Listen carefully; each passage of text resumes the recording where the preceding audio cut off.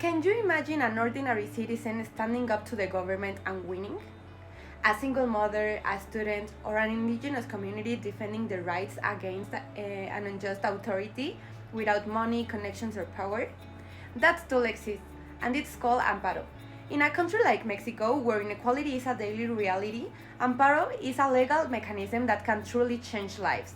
Many people say it's elitist, but I'm here to tell you otherwise. Amparo is a tool for equity, and here's why. Okay, so let's start with what amparo actually is. It's a constitutional mechanism that protects individuals against acts of authority that violate their rights. In simple terms, it's a legal shield against abuse of power. A key moment in its evolution was the 2011 constitutional reform, which expanded the scope of amparo to include not only individual rights, but also collective and social rights. As stated by UNAM's University Journal, the 2011 reform allowed not only individual rights to be protected, but also collective and legitimate interests of traditionally excluded groups. Thanks to this reform, amparo became a real instrument of social justice.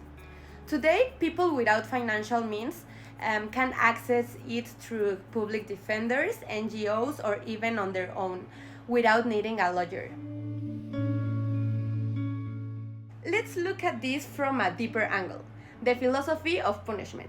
In a democratic society, punishment must not be arbitrary. It must be lawful, proportionate, and respect human dignity. Amparo works as a legal and ethical barrier against unjust punishment or abuse of power by the state. As the Legal Research Institute of UNAM explains that the power to punish must be justified by respect for human dignity and fundamental rights.